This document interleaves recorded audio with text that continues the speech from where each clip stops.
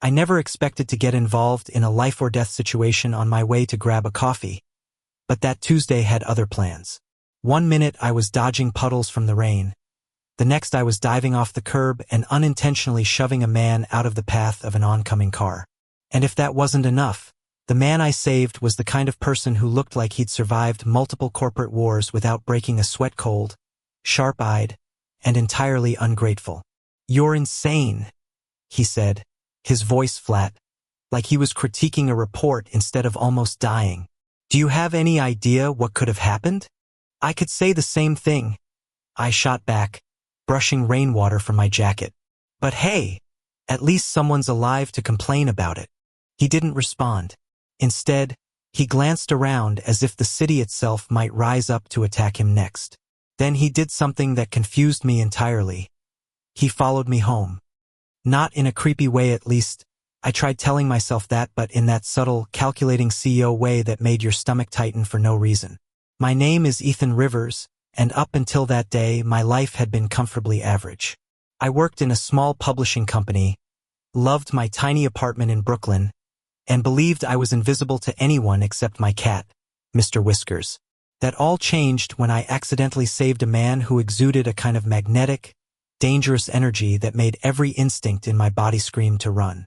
"Do you usually follow people you save?" I asked, once I realized he was still standing outside my door 10 minutes later. His smirk was brief, sharp, and completely unreadable. "Only the ones worth my time." I wanted to punch him, hard. But something about the way his piercing blue eyes softened just for a fraction of a second made me pause.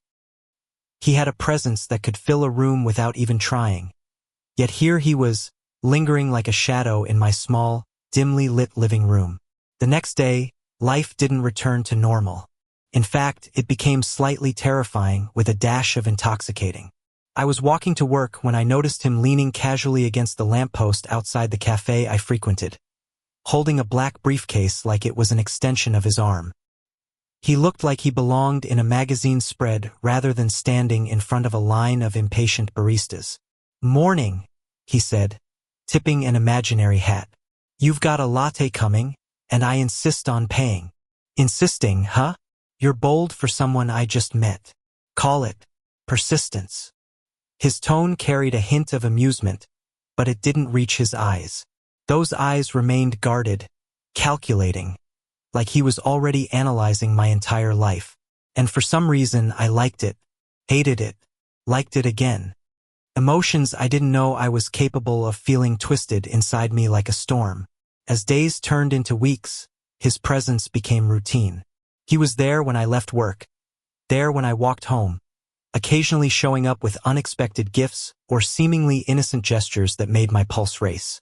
I didn't understand Heimer myself, but I was undeniably drawn to the way he moved, the way he commanded attention without ever demanding it. I learned his name eventually, Damian Blackwood, CEO, billionaire, untouchable. And despite his icy demeanor, there were cracks of subtle hesitation when he thought no one was watching, a fleeting smile that never reached his eyes, and a relentless curiosity about me. It all came to a head one rainy evening. I had just finished a late shift, soaked to the bone, and all I wanted was the comfort of my apartment and Mr. Whisker's judgmental stare. But Damien was waiting for me under the awning, his coat clinging to him in the rain, looking impossibly flawless and ridiculously inconvenient. "You need to stop doing that," I snapped, trying to keep my teeth from chattering. "Showing up everywhere I go, like some obsessed fan." He tilted his head, that smirk teasing his lips. "And miss seeing you safe? Not a chance." "I didn't ask for you to save me again," I muttered, but my heart betrayed me, thumping erratically against my chest. He stepped closer, the scent of expensive cologne mixing with the petrichor of the rain-soaked street. "You didn't," he admitted softly, "but I can't help myself." For the first time, he looked vulnerable. And in that moment, I realized I wanted to be close to him too, dangerously close, despite every rational warning my brain screamed at me. Damien became my constant companion in ways I didn't fully understand. He was possessive in the most maddeningly romantic way, never controlling, but always present, like gravity had decided I was his orbit. He pushed me to confront fears I didn't know I had and laughed at my sarcasm, which was my only armor. Yet, he also softened around me, revealing fragments of a man who had been shaped by ruthless boardrooms and lonely penthouses. And slowly, the walls between us began to crumble. His cold intensity softened into tender curiosity, and my annoyance transformed into exhilaration. We argued, we laughed, we fought. We almost broke, but each moment tethered us closer together. One night, standing on my tiny fire escape overlooking the glittering city lights, he reached out, brushing a damp strand of hair from my face. "You're mine," he whispered, not in a possessive way, but in a way that promised safety, warmth, and the kind of closeness that terrified me and thrilled me all at once. I didn't pull away. Couldn't. I realized then that I had already been his, just as he had been mine, in the most unexpected, chaotic, wonderful way. The city outside continued its unending rush, neon signs flickering in the drizzle, cars honking in the distance, strangers laughing in cafes we'd never enter. But up there on that fire escape, the world felt like ours alone. And for the first time, I didn't feel invisible. I felt seen, chosen, and somehow loved. Damien leaned close, our foreheads touching, eyes locked. The storm that had been our first encounter had turned into a calm, sweet rain that washed over us, leaving only the warmth of connection and the undeniable pull of two hearts orbiting dangerously close. "Stay," he murmured, and it wasn't a command. It was an invitation, and I did. Our lives became an intricate dance of city lights, stolen moments, and quiet understanding. The man who had once been untouchable and distant was now a constant, comforting presence. I learned to navigate the thrilling tension of his persistence, discovering joy in his obsessive attentions and vulnerability. We explored the city together, from late-night diner visits to quiet park benches under golden autumn leaves. He taught me to ride the subway without fear, to negotiate in a corporate world I'd never thought I'd enter, and to embrace laughter even when life seemed too heavy. And in return, I gave him a simple, unpretentious world. Messy apartments, homemade dinners, and cat hair on expensive suits. He didn't care. He leaned into it, into me, into us, until the city's chaos felt like the background to our own private symphony of affection. Weeks passed, then months. And with each passing day, the lines between annoyance and affection blurred, until I couldn't remember a time when Damien Blackwood wasn't at the center of my thoughts. Our love was complicated, electric, and at times frustrating, but it was ours. And that was enough. He still showed up unannounced, still hovered in cafes and subway stations, but now it made me laugh rather than panic.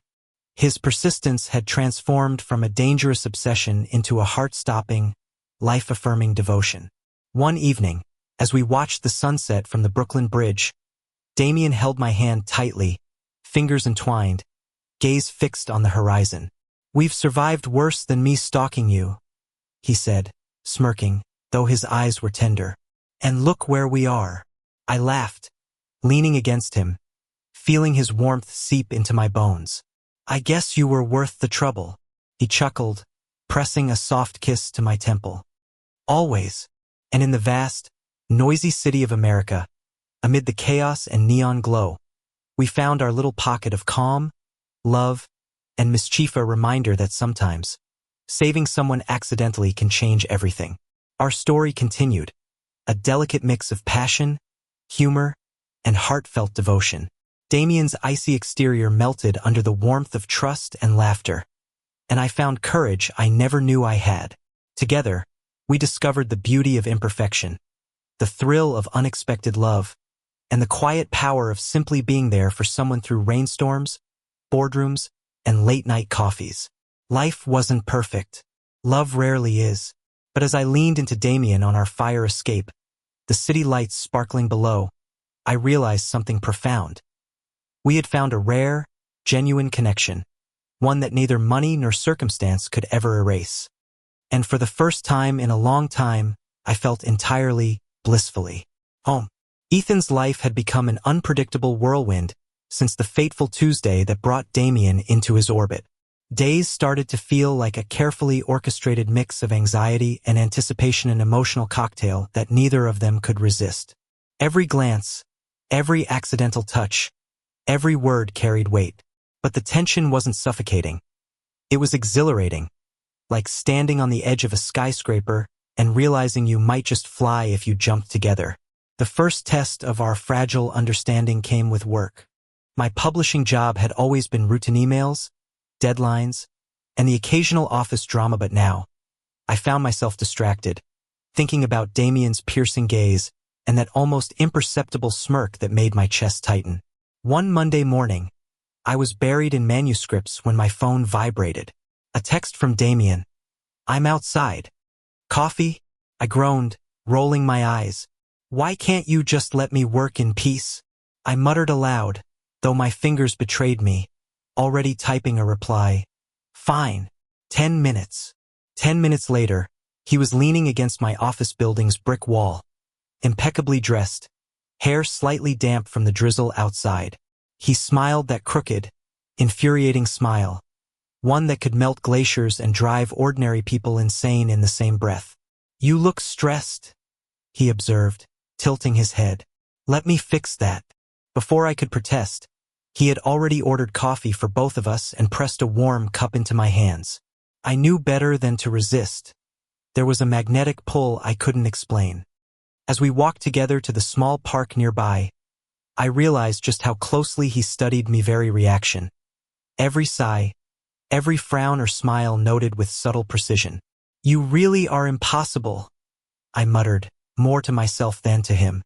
"Impossible is my specialty," he replied, his voice smooth like velvet over steel.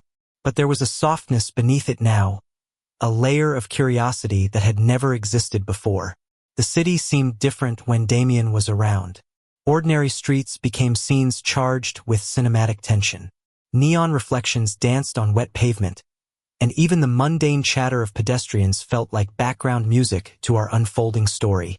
I caught myself imagining our lives as if they were part of a filmy, the average guy, and Damien, the untouchable CEO whose life had suddenly intertwined with mine in ways I couldn't have anticipated.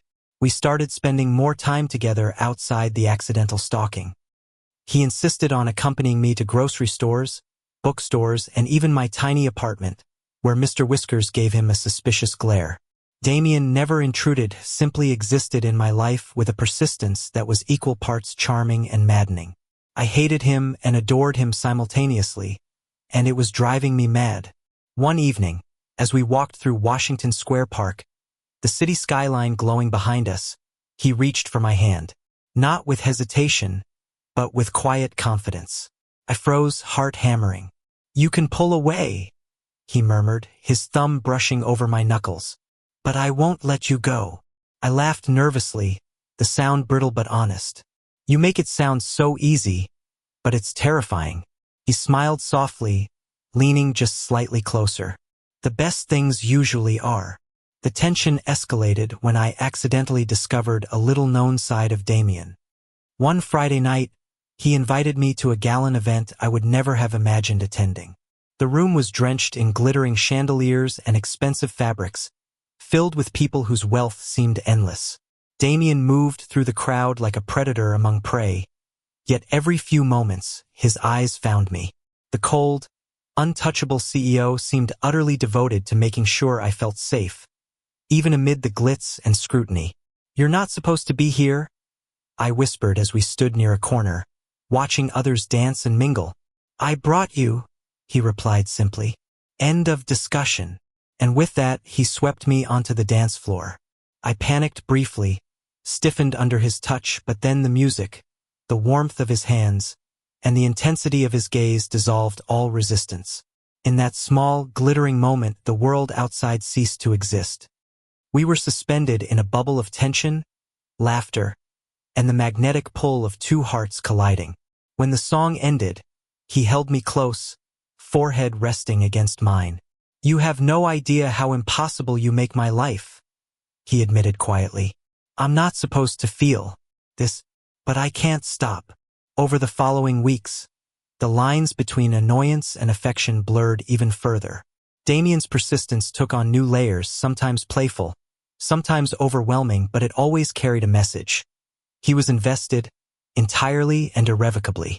I learned things about him that no one else would ever see: the way he scribbled notes in a tiny, leather-bound journal, the way his laughter caught in his throat when he thought no one was listening, and the faint tremor in his hands when he was truly vulnerable.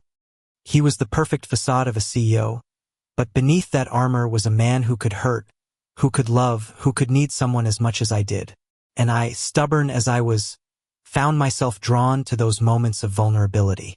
I wanted to be the one he trusted, the one he came home to, the one who could make him feel something other than the relentless pressure of his world. One rainy night, as we sat on the roof of my building, the city sprawling endlessly around us, he turned to me, eyes reflecting neon lights. "I can't stop thinking about you," he confessed, voice low. "About this, about us. And I don't know how to make it easier, except by staying close." I didn't respond immediately. I just leaned into him, letting the warmth of his coat seep into mine. For the first time in months, I felt something I hadn't felt in years. Completely understood, completely seen. But love, especially ours, wasn't linear.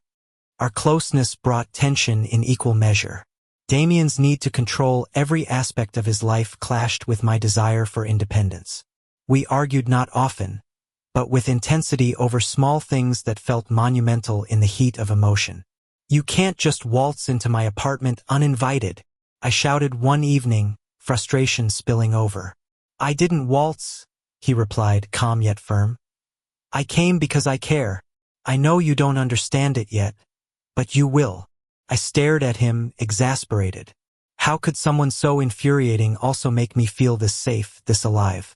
I wanted to yell, but instead, I found my voice trembling, betraying emotions I couldn't fully name. "I hate that you make me feel like this," I whispered, almost to myself. He smiled then, softly, and took my hand. "Good, because I feel the same way. And I'm not going anywhere." Damien's world collided with mine in ways that were both intoxicating and terrifying. Board meetings, business trips, and public appearances became part of my new reality, a life I had never imagined inhabiting. Yet he never pushed me beyond comfort. He was relentless in pursuit, yet gentle in practice, a paradox that made my heart race and my mind reel. Our stolen moments became rituals: late-night walks through deserted city streets, coffee at tiny diners when the world slept, and whispered confessions atop rooftops. Each encounter carried electricity, a tension that refused to be ignored. I began to understand the subtlety of his obsession. It wasn't about control. It was about devotion, about a need to be part of my life in a way he hadn't anticipated himself. Then came the night that changed everything. Damien had planned a surprise, though he claimed it was spontaneous. He blindfolded me, guiding me through the city streets with careful precision. The rain had stopped, leaving the pavement glistening like liquid silver under streetlights. My pulse quickened not from fear, but from anticipation. When the blindfold finally lifted, I found myself standing in a secluded rooftop garden, overlooking the city skyline.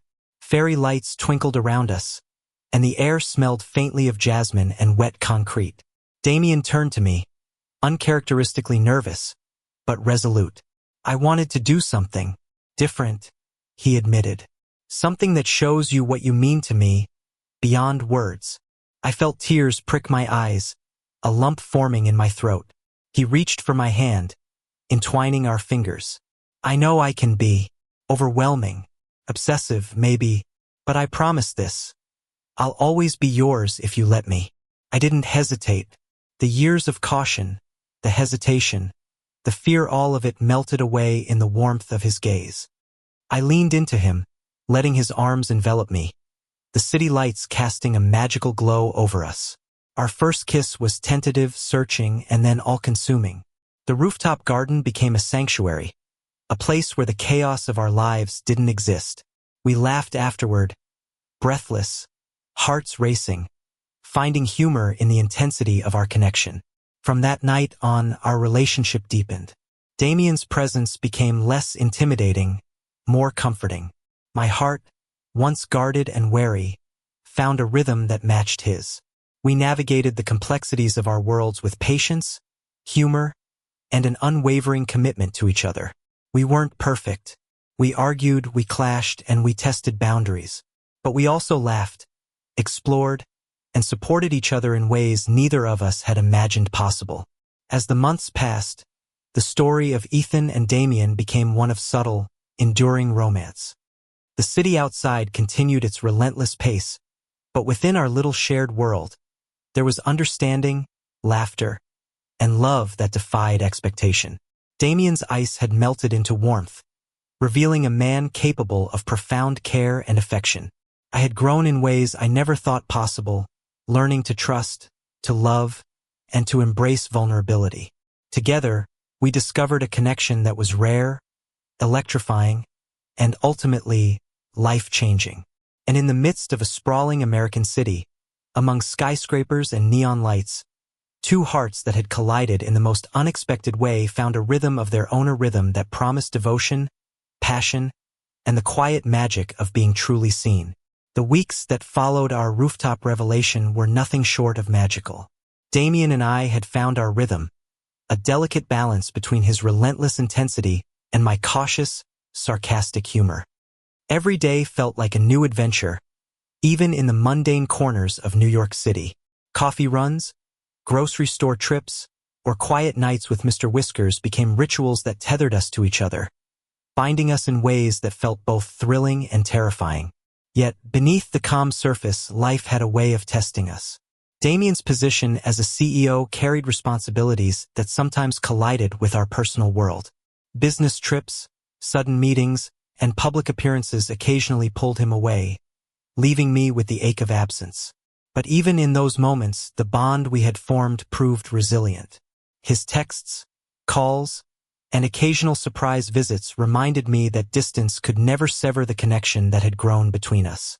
One Sunday afternoon, the city was alive with the hum of activity, families in parks, couples strolling hand in hand, street performers filling corners with music.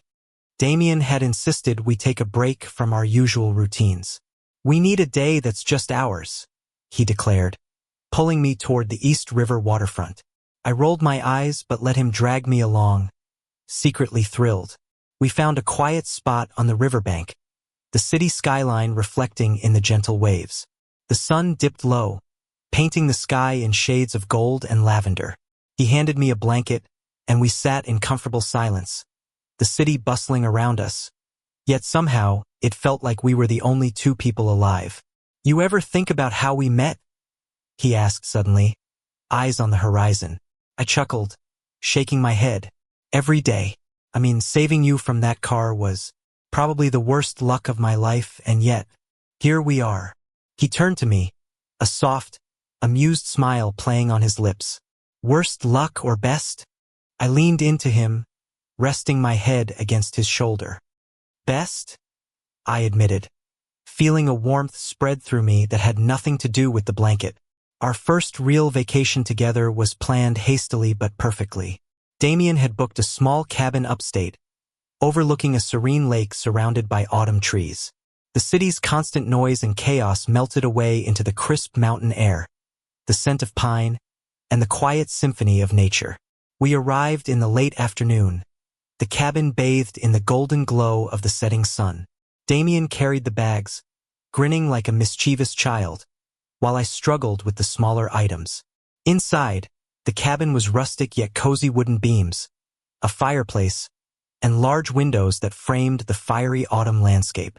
That evening, we cooked together, laughing at our clumsy attempts to prepare dinner. Damien, ever precise, tried to give instructions, but I teased him relentlessly, mimicking his formal tone. "Chef Blackwood, your culinary expertise is required," I quipped. He laughed at a sound I had come to cherish and grabbed my hand. "Chef Ethan, your sarcasm is a dangerous weapon," he replied. And in that moment, the tension of the past weeks dissolved into laughter, warmth, and intimacy. The nights were the most magical. Wrapped in blankets on the porch, sipping hot cocoa, we shared stories about our pasts, hopes, and fears. Damien's voice softened as he spoke of his childhood, the pressures of his family, and the isolation that shaped him into the cold, unapproachable man I had first met. Each revelation peeled away a layer of his armor, revealing the vulnerable, tender person beneath. I shared my own insecurities, my fears of being invisible, of never truly being seen or valued. And with each confession, we drew closer, our connection deepening into something profound.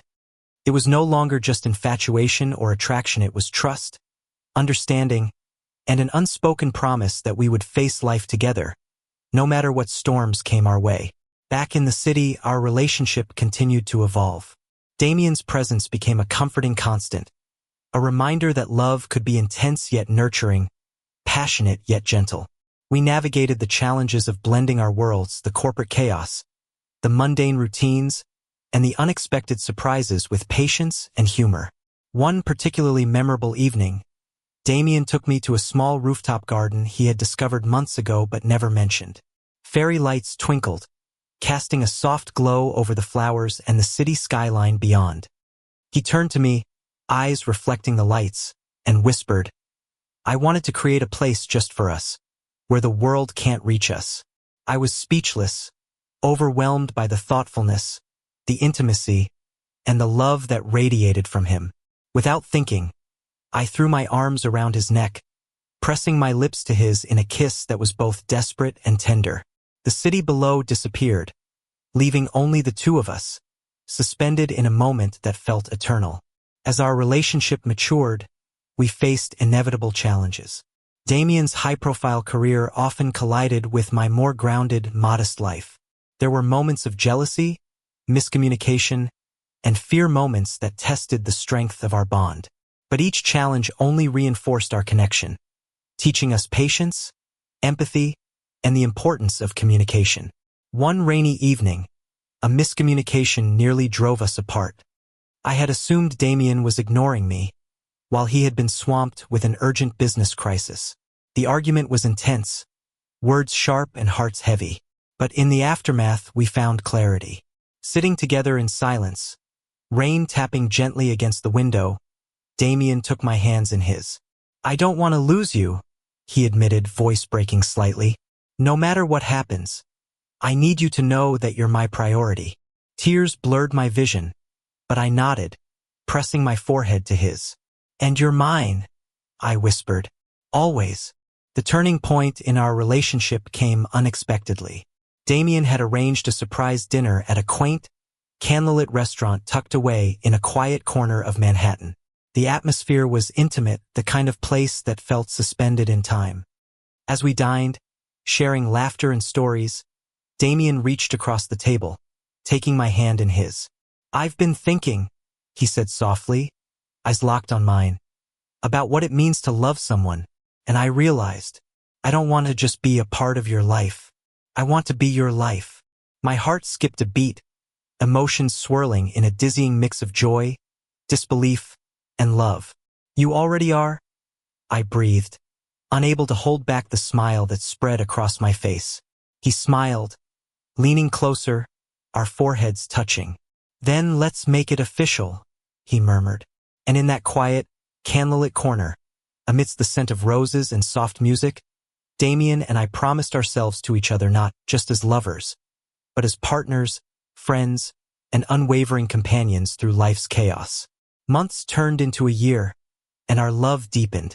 We celebrated milestones, small victories, and quiet evenings with equal fervor. Damien's obsessive intensity had softened into a steadfast devotion, a presence that was no longer intimidating but reassuring. My life, once ordinary and solitary, had transformed into something extraordinary, a life shared with someone who saw me, understood me, and loved me fiercely. We explored the city together, from late-night subway rides to hidden rooftop gardens, discovering beauty in both grand and mundane moments. Damien's hands were always warm, his voice always steady, and his love always unwavering. I, in turn, became his anchor, his confidant, and the person who reminded him that life could be tender, humorous, and infinitely joyful. Our story culminated one autumn evening, the city bathed in the warm glow of sunset. Damien had planned another rooftop rendezvous, fairy lights casting soft shadows on the floor. He took my hands, eyes glinting with both mischief and sincerity. "Ethan," he said, voice low and steady, "I've been through boardrooms, power struggles, and deals that could make or break empires. But nothing compares to what I found with you. You've changed my world, my heart, and my life. I want to keep doing this forever." Tears filled my eyes, but I smiled, heart overflowing. "Then let's do it," I whispered. "Forever." He leaned close, our lips meeting in a kiss that sealed our promises. A kiss that carried the weight of every shared moment, every struggle, every laugh, and every quiet night together. The city around us pulsed with life, but up there on the rooftop, it felt like time had stopped, leaving only the two of us and the unbreakable bond we had forged. Life after that night continued with the same blend of passion, laughter, and unwavering devotion. Damien and I learned to navigate the complexities of love, career, and personal growth together. The city remained vast, chaotic, and unpredictable, but within the world we created, there was calm, understanding, and unwavering support. Our journey from an accidental rescue to a love that defied expectations taught us that connection, patience, and vulnerability were the true foundations of happiness. Damien's icy exterior had melted into warmth, trust, and playful devotion, while I discovered courage, empathy, and the beauty of surrendering to love. Together, we built a life that balanced intensity with tenderness, ambition with humility, and adventure with comfort. And in the heart of a bustling American city, two souls who had collided in the most unexpected way found their home not in a place, but in each other. Ethan Rivers and Damien Blackwood. A story of chance, persistence, and a love that could withstand anything life threw their way. The cold-hearted CEO who once haunted my steps had become my anchor, my joy, and the person I could imagine growing old with. And Meth, ordinary, sarcastic, coffee-loving publishing guy, had found a love that was anything but ordinary. In the end, the city lights, the rain-soaked streets, and the neon reflections weren't just a backdrop. They were witnesses to a love story that was chaotic, electric, tender, and unforgettably a reminder that sometimes saving someone accidentally could lead to the most profound, life-changing connection imaginable. Thank you for listening. If you find it interesting, please like and subscribe to follow the next stories.